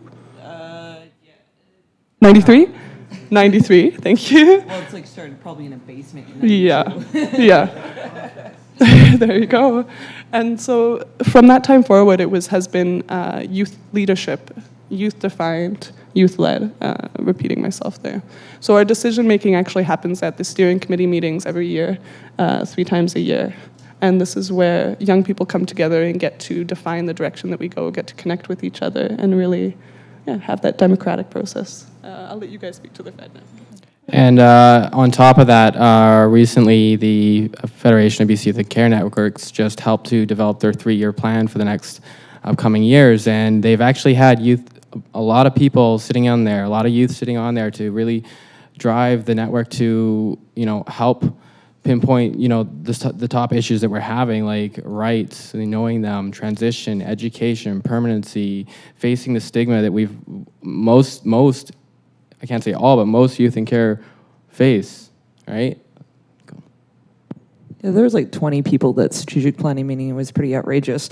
I've been a longtime member of the Fed myself. I joined after I transitioned out of care, and for many people know, they helped me a lot personally and professionally. But I think, there's a lot of organizations out there who have also taking an interest in the youth and care community, like the Vancouver Foundation, I believe, has like a speak out group. I know that friendship centers and stuff like that across the province have taken a particular interest in, the youth and care community and been supportive around that. There's, different like local development projects across the province, connected to the Fed, but are, because of the geography, have to be supportive in their own ways and meet those specific needs for those small towns and small cities and whatnot. There's like a whole bunch of coalitions and stuff around for like the youth and care community as well. You have like organization like the Federation of Aboriginal Foster Parents. You just have the regular Federation for Foster Parents, and the Adoptive Families Association also has made resources for youth, like the agedOut.com resource, which was huge. Adoptive Families has done a lot of really, really great work in the last 2 years. They also did the You Count project, which they went around and I was actually on that team of researchers, and we went around, collected information from youth who had aged out about their experiences. So there's a lot of people on the ground here as far as who's in the youth and care community. Oh, aged out. So the whole entire concept of aged out is when somebody leaves the system or is no longer under the care of the ministry at 19. I just wanted to say 2 things. One is that the question about advocating for young people and children who aren't in the system. So my office has that mandate for other groups of young people, and we do similar work to what I described as the Feathers of Hope process. We've done that, or young people have led that.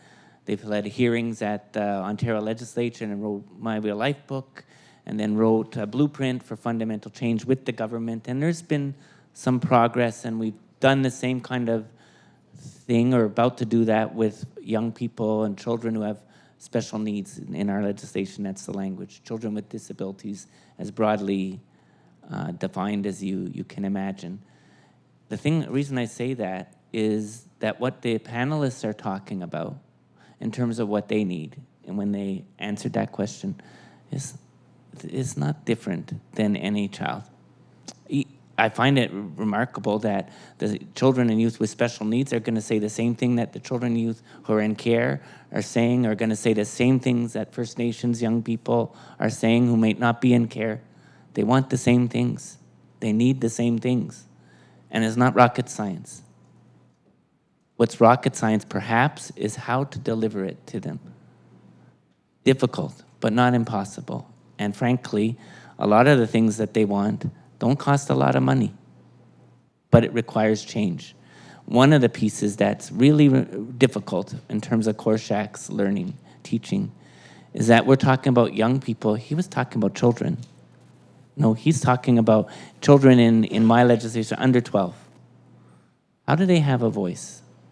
How do we consider them in our culture? When I say our culture, my culture, how do we consider them in Canada, in BC, and Ontario as people? Because we don't. And you heard some quotes from, he's many quotes about, we often hear, you're the future, the young people are the, and his kind of point was, and we shouldn't be maudlin, or I remember there's some quote about, we shouldn't be maudlin or trite about it or kill them with our kindness. They're rights holders and they're people. And that's a piece of work that we as a country, provinces, have not figured out yet. And so we talk about youth engagement, and I don't use those terms, but we talk about that in many sectors across the country. We don't think about children and engaging children in their own lives because we don't consider them as people, in my estimation. And that's a change that needs to happen if we're going to really learn from him. Wow. Amazing. No, I mean, like, okay, this is going to sound very strange, but I often actually get into arguments with people about spanking. Like, yeah, this happens like all the time on the internet. It's not that fun. But anyways, no, we're not having this conversation. No, but like around, the rights of children and children being people. And one of the things I always try to, having these arguments with people of like, listen, when you spank your kids, like, and you tell them what they're doing is wrong, you're not actually respecting them as a human being. Like, you wouldn't, if you were mad at somebody, you couldn't just go up to your friend, like, and do that. We do that, and we discriminate against children because they're smaller than us. We're older. We hold that against them. We violate their rights. And we need to stop discriminating against children because of their size and for thinking that we have more experience than them and when seeing them as full people. And this is just a conversation I feel like I'm having over and over again on the internet with my friends and stuff like that. But I just, to make that point of like, yeah, I agree with you on that. But there's another one here that says institutional change needed, consider residential school equals child welfare. This question's a little bit hard to answer because it's just not really worded that great. But as far as residential school equaling child welfare, it's been mentioned by many scholars before that these are trends that are happening. The overrepresentation of First Nations youth in care is something that's in every single province in this country. The Canadian Council of Child and Youth Advocates have been trying to engage provincial and federal governments for a long time to get a grip on this, this issue. No, I cited one of your guys' letters in a report or the paper. Anyways, this is something that advocates and scholars and everybody has been saying for a while. Like, listen, this is a continuation of the residential school system. You need to get a grip on it. And yeah, it's something the rest of society isn't really aware about. And, it's not okay. And I would, love to do something about that. I obviously need to get some education before I can go into the field and start engaging government about that. But yeah, I mean, really, this is kind of what it looks like at this point. That question's a little bit too complicated and enhanced for me, but Rachel, do you have anything? We can go on to the next one. All right, so we're going to move on to the next question. If a community member wanted to develop a friendship with a young person in or from foster care, what kind of characteristics should they have? How could they go about building safe relationships with youth and from care, which isn't being creepy? What we don't want creepiness, right? So yeah, I do. What? Come on, settle down, Jess. Settle down. So I guess kind of like reaching out in the community towards, like, for example, asking. I know like our federation is youth run, but they would be able to equip you with much better organizations than I could give you to volunteer. But I wouldn't say that there are characteristics they should have. Well, I guess the other characteristics, you should generally be like a good person, right? You have to, emotional intelligence, try to understand what youth go through, read a little bit about the issues that we have, such as, do we know our rights? How do we transition out of care, right? People transition out and they're left with nothing, right? Sometimes. Being culturally aware that my culture is a bunch of cultures. I remember when I first came to an SEM, I came there as a volunteer, not as someone who needed any kind of support or any financial assistance. I just wanted to kind of give back, and I was looking for something to get me some new skills. And at the Federation is the first time when I walked in there, they had about 60 youth from CARE. That's the first time I've ever seen a youth from CARE that wasn't in and out of an office. And I had no contact with those people just because I wasn't encouraged. I wasn't encouraged to take that as a culture of mine, right? But now it is, and I spend a lot of time, I do a lot of stuff like this, trying to spread, the issues that we do face and how to better ourselves. And, but yeah, just be a good person and try to understand, just try to understand that we've gone through some stuff and we're all different.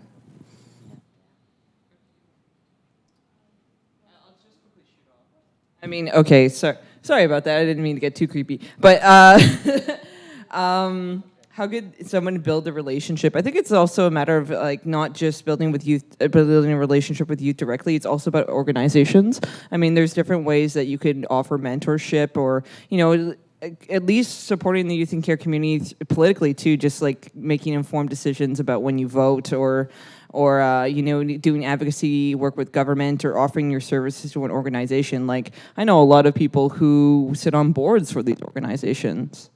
I mean, there's different ways you can contribute, for sure. And again, just on the more general level of this creepy idea is amusing, so we'll stick with it for the moment. But as far as I'm concerned, it's very creepy for people to come with a fake attitude, to come and to attempt to build a relationship from any false place, from any place that's not human, that's not real. So as far as what characteristics it takes to build those relationships, every single one of us has the capacity to, as they say, love a child. And all it takes is to be real, to be genuine, and to be human with that person. So that's to me the bottom line there, is if you're being real, if you're being genuine, if you're connecting with the person as a person, you're not being creepy. Anyway, do you want a question? There is one about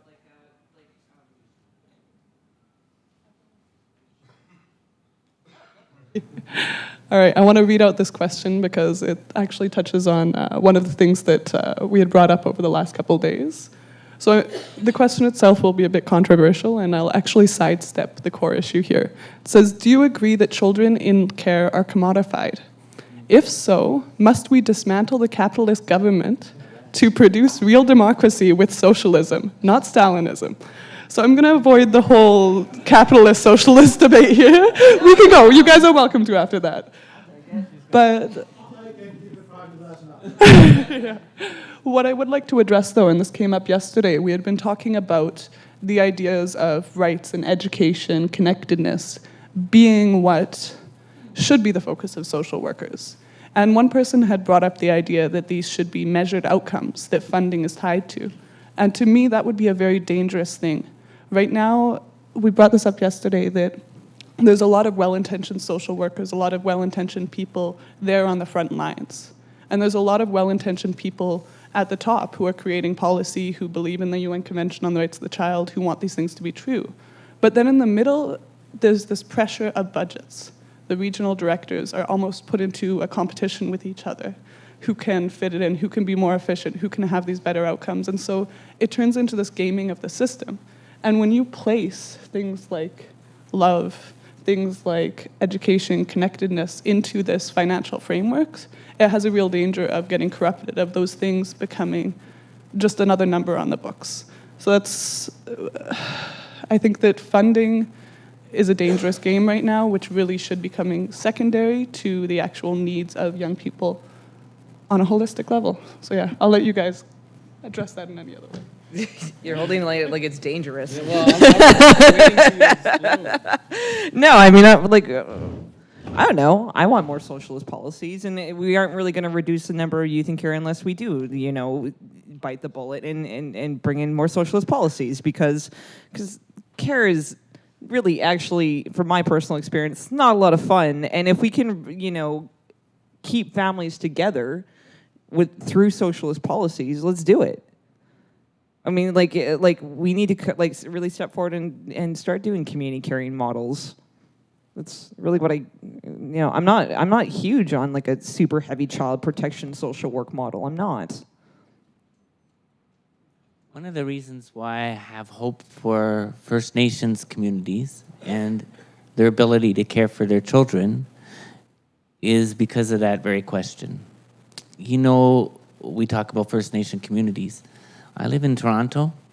I live in the West End of Toronto. I don't live in a community. And we know that, right? We know that we're disconnected from each other in our urban centers. But First Nations communities have a different culture, right? They have a chance to actually, as a community, take care of their children where we don't, because we have a whole lot of work to do to catch up to them. And really, I think, if you think about it, the reason, and Cindy Blackstock would, I think, agree with this, is that really children come into care oftentimes because of poverty. And I know I heard this morning you have a relatively new poverty reduction strategy in British Columbia. Well, good luck with that, because we've had one for 7 years in Ontario, and I tell you, not much has changed.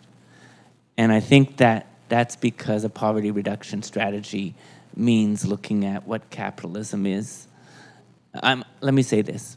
I'm an old guy.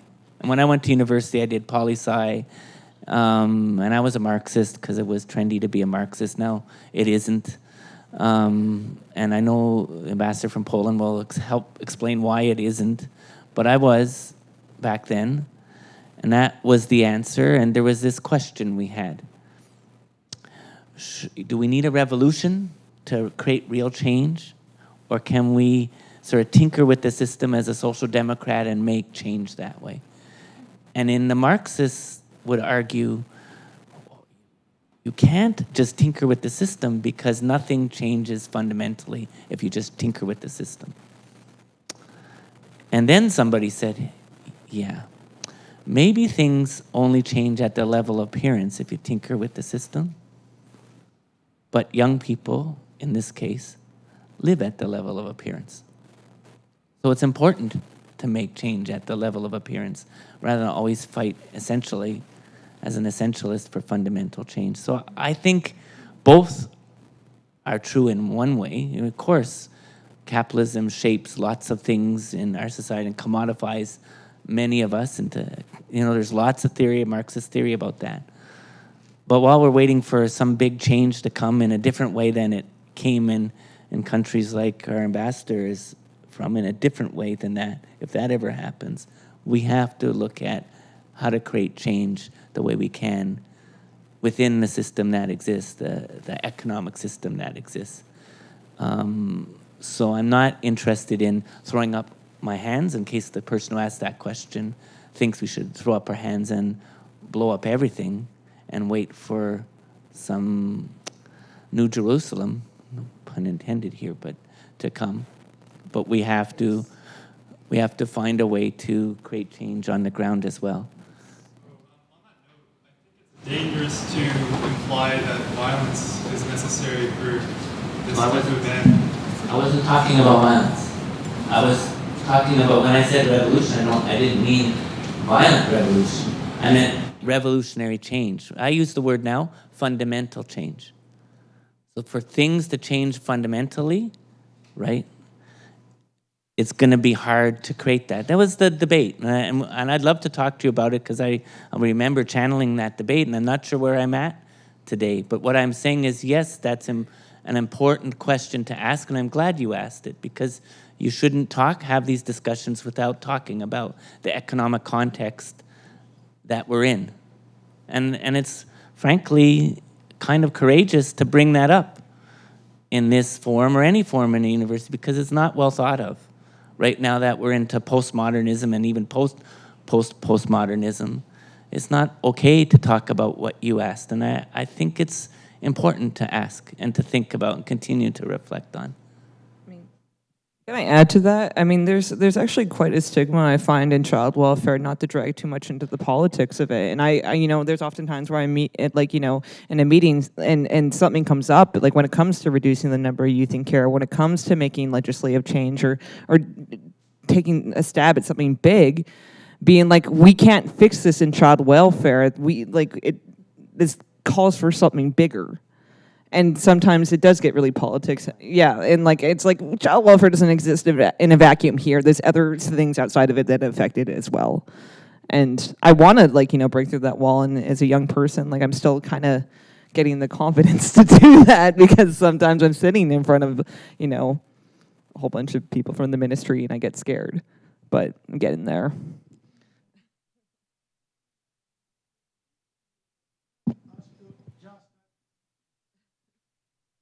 Just a very short and I have very innocent question. What does it mean for you to love a child?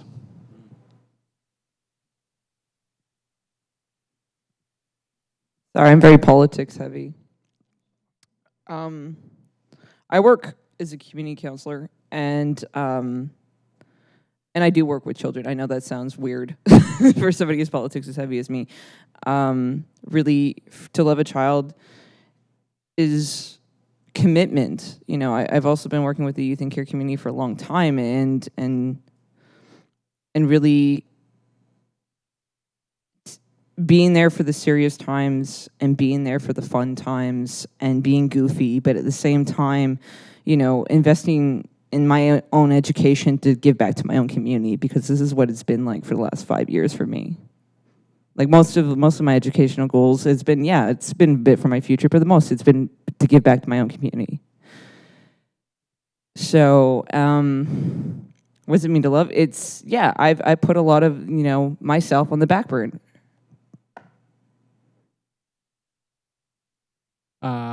How to love a child. For me, that is probably how I got to where I was, how I almost got a bachelor's degree. I've been able to get my license. I've been able to stay at the same place and have the same kind of love that a regular child has. The kind of love that you, as anyone with a child, as a parent, can give to their child. I've had that through not my biological family, but somebody who has tried, someone who has been there during my worst and my best, someone that I can really depend on. And through thick and thin, I know that they will be there forever. And sometimes I think that if they weren't there, I think, where would I be? And what kind of more issues would I have? All of us in care, we do have some sort of baggage that we bring. And you know, you spend time, you try to fight it, you try to forget it, but it's still there, and you just kind of have to come to terms with it. And how to love a child, for me, that's helped me cope with those issues, helped me put them in the past, but acknowledge that they're there and move on with my life to the better. Thank you. I think for me, the starting point of loving a child is to be vulnerable, to really open yourself up. We hear a lot about boundaries and about professionalism, about the relationships that we're supposed to have. And we often, I've been on both sides of the fence. I've been a youth in care, I've been on the street, but I've also been a social worker. I've worked in the downtown east side, and with youth in care, with different fields. And we often end up putting these walls up to get through the day, to deal with everything that we're facing. And so the starting point of loving a child is putting those walls down, being vulnerable yourself because that child is being vulnerable with you, and really opening up your heart to them. I don't know, to me, it's a two-way street. And what I found, the people who have, whether it's at my alternate school, the Federation, there was one transition worker with family services who went out of her way to advocate for me and to teach me how to advocate for myself. And she ended up getting kind of pushed out of her job because of this. But to really be willing to go that extra mile, that's what I heard from the speech earlier and from what I'm learning about Janusz Korczak, and to me, that's the core of it. Anyway, yeah. I think that's a perfect question and wonderful answers to end the evening on, or at least this part of the evening. I would like it if you join me in thanking Erwin and the three panelists for their contributions.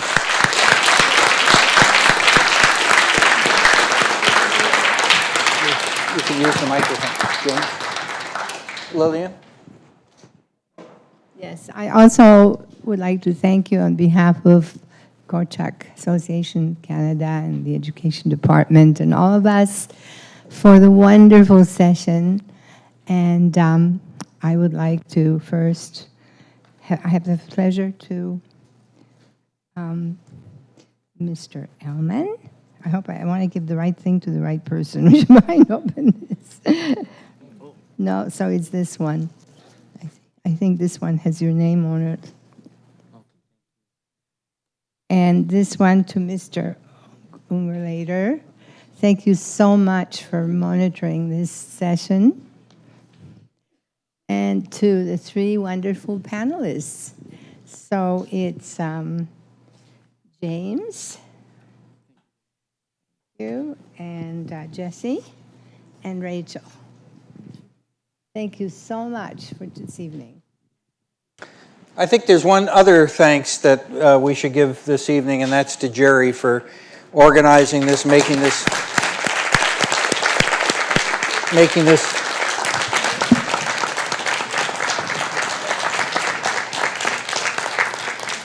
This is just the first of a series, and I hope that you can make it to the others in the series, because I think they will be as provocative and as moving as this one has been, at least for me. I want to end on some homework for you to think about, and it's really Jess's question, but I'm going to rephrase it so you don't have to take ownership. Okay. And it's a question that we ought to think about, and that is how in a society as wealthy as ours, we can have more than 1 million children living in poverty, and in British Columbia, the highest proportion of kids who live in poverty. Please think about that, and perhaps you'll have some insight into that when you come to the next one. Thanks.